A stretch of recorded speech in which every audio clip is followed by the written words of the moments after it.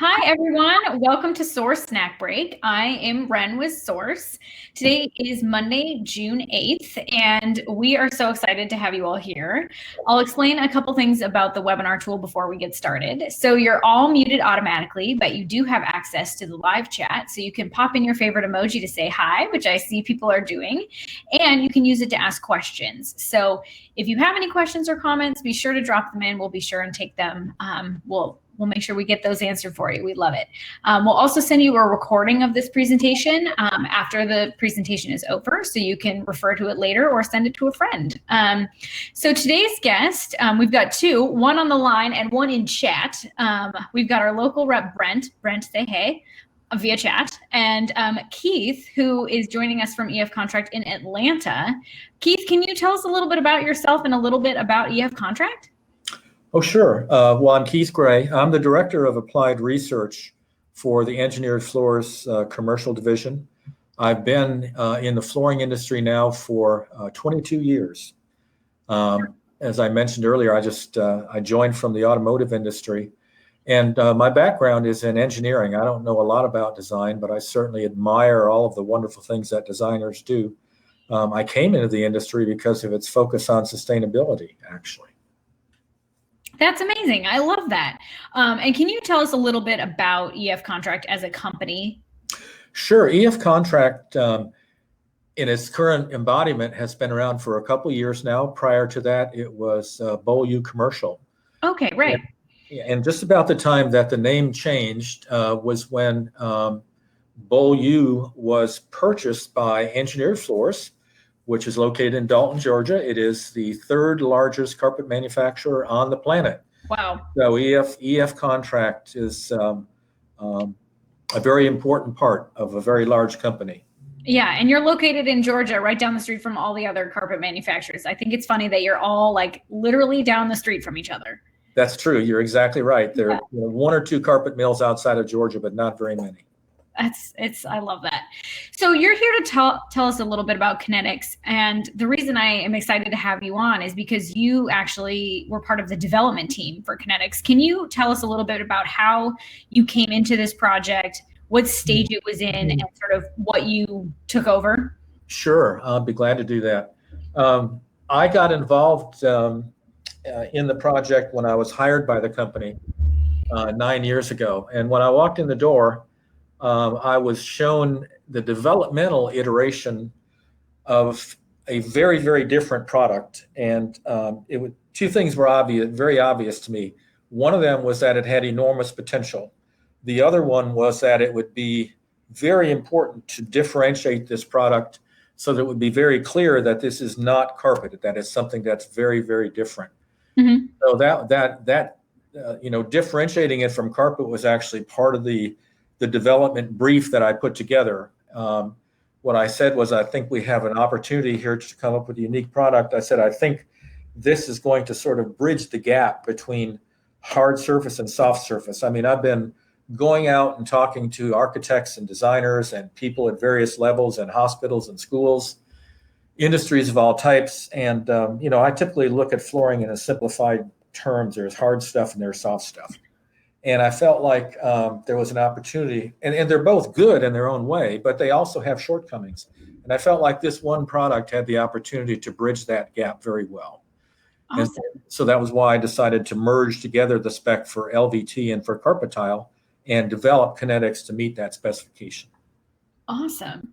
So it's sort of a both and. Can you tell us a little bit about what it's made of? Like, what is Kinetex? We refer to it as a textile composite because that's what it is. The manufacturing processes by which Kinetex is made were originally developed for the industrial textiles industry.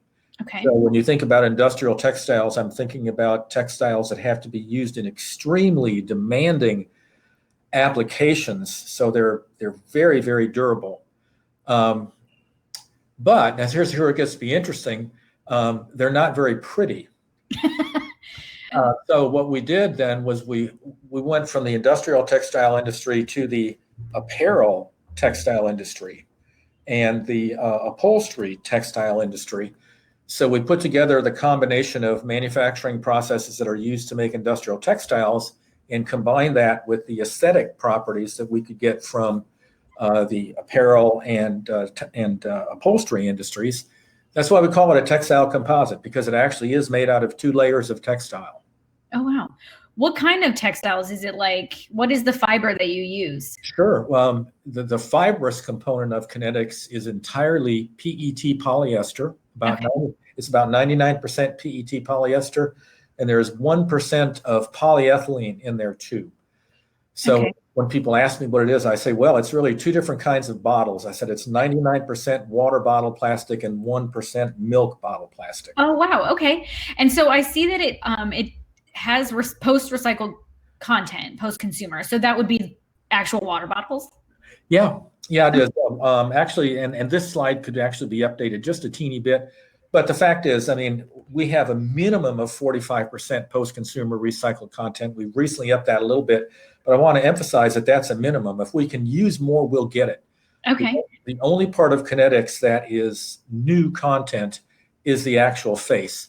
And the face, by the way, is knitted, and then the back is a needle bonded felt. Okay. And so what is the face fiber made out of?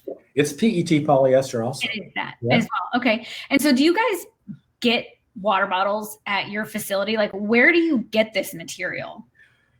Recycled water bottle resin is the largest, most abundant waste stream that's available today. Wow. It would not be efficient for us to actually convert water bottles into fiber.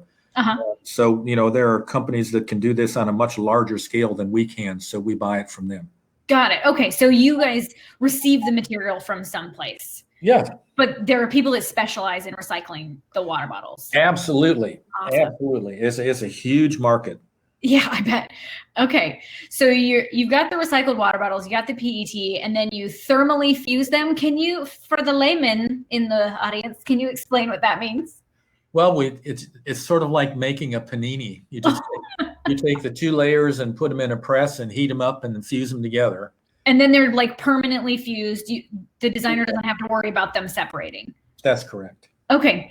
And what format does this come in? It looks like it might come in tiles. Does it also come in rolls? No, it does not come in rolls.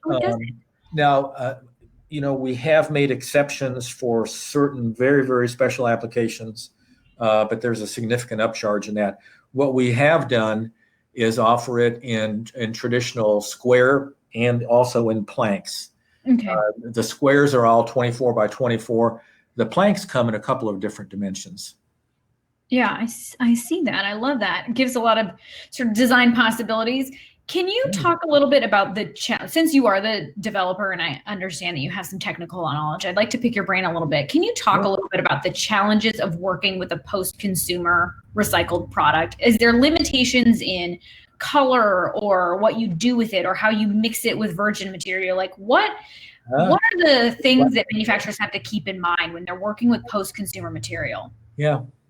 Well, in the case of Kinetex, and I've been involved in recycling quite a bit. So one of the things that we built into the development brief for Kinetex was that it be manufactured from readily available recycled feedstocks of high enough purity that we didn't have to worry about commingling and problems with sorting and classification that are common to other recycled feed streams, because the only thing that's in it is primary in terms of the recycled content is water bottle plastics. So there's basically no opportunity for any sort of cross contamination. Mm-hmm. It's a good question, because the plastic that's used to make water bottles, it's what's called food grade resin. Mm-hmm. Because of the fact that it's food grade, it has to be exceptionally high purity. Oh, wow. So that was another thing that we sort of built into that, knowing that the incoming stuff would be made of food grade resin. We knew that we weren't going to have problems with contamination.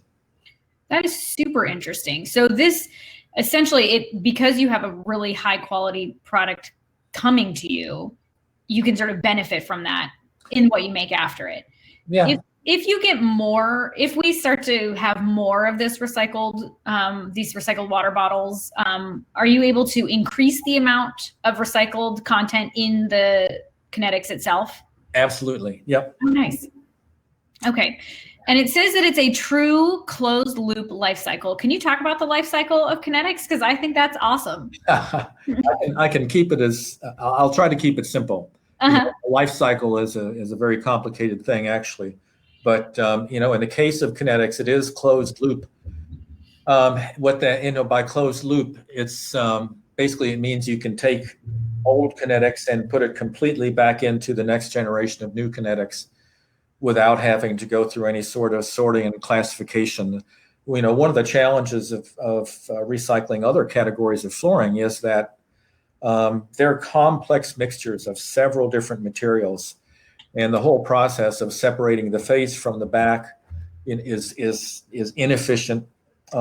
It hurts the environmental footprint. So you've got a pile of face stuff and a pile of backing stuff, and then a pile that's kind of a mixture of the two. And really, the only one that can be turned back into anything that's useful is the face. Whereas with Kinetex, you can just throw the whole thing into the recycling process, and it gets recycled without having to separate it at all. Because it's basically the same stuff, front and back, right? That's it. It's basically, it's the holy grail in terms of what this industry has been wanting. And I realized that the very first time that I saw a piece of the product that became Kinetex. Awesome. I do love that story, because then it makes it easier for the designer and the end user. If you want to recycle it, you send it to one place, and you can just really let it go. Yeah. Awesome. How does one install Kinetex? Is it with like adhesive or the sticky tape, or what is it that you use? We have two methods to install Kinetex. One is a traditional glue down method, and the other one is a peel and stick adhesive that comes pre-applied on the back. And I want to point out that the liner that's on the back of the peel and stick option is also PET polyester, so it's 100% recyclable too. We did that by design. I love that. That's amazing. You guys really thought of every single detail. Well, a little experience lets you learn from experience what other people have left out. I'll put it that way. When you watch what other people have done, and even from your own experience as well. So yeah, we had a lot of experience to draw upon. Yeah. And we had a pretty good idea of what we wanted to have. Okay. So it's got a little bit of that cushion back. Does that mean it has some acoustic? Does it help with acoustics at all? It has remarkable acoustic properties. One of the things that I'm big on testing products and getting data that tells me how it's going to affect people in the space. And acoustic properties are kind of at the top of the list in terms of things that I always measure. So I knew what to measure, and I had an idea of what we were going to get from Kinetex, but I was not at all prepared for it to perform as well as it did. It has a noise reduction coefficient of about 0.3. To put that into perspective, typical commercial carpet or carpet tile is going to be between 0.15 and 0.22. Hard surface is going to be 0. Kinetex has an impact insulation classification of 64 decibels. Commercial carpet tile is going to be somewhere between 35 and maybe 50 decibels.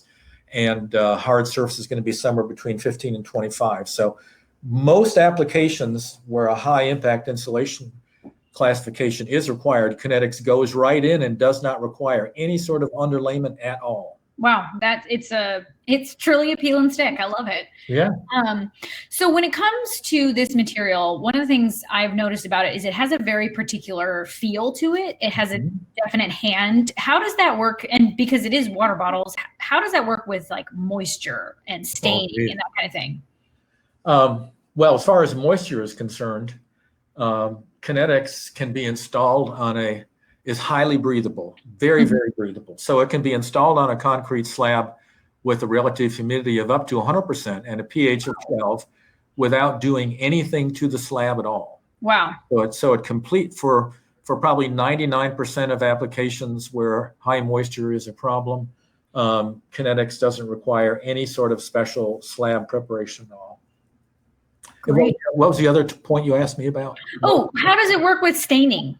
Oh, well, it's highly stain resistant. Is it because moisture is no problem? No, because it's because it's a bottle grade resin. It's very, very high purity. And the fact that it's bottle grade has something to do with the crystalline structure of the polymer itself, which makes it basically impossible to stain. We've tested it against any number of commercial and residential stains. And the only thing that we have found that leaves any residual stain at all on Kinetex, and it's a very light stain, is used motor oil. I love that you got down the list to used motor oil. Yeah. But like coffee, red wine, mustard, we're doing okay. Absolutely. And the thing about coffee, little known fact, that when we test coffee, we test decaffeinated coffee. The reason for that is when they take the caffeine out of coffee, they also take the color out of it. So in order to make it look appealing, they have to put color back into it. So they use a combination of black and red dyes. Wow. That's why coffee is more likely to stain if it's decaffeinated.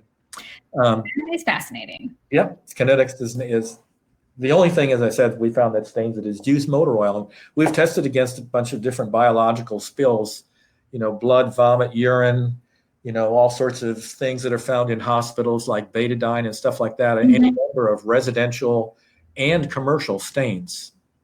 So this is really a product that can go basically anywhere for any kind of client. Like I can see it being great in schools, higher education. Yeah. Is there any place where it should not go?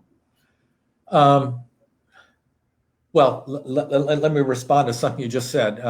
We do sell Kinetex in all segments, and it is doing very well in all segments. It's doing extremely well in schools, K through 12 and higher education. It's also doing well in corporate offices, different levels of healthcare, even in residential in terms of condominiums and things like that. In terms of where it doesn't belong, here's the way I like to look at it.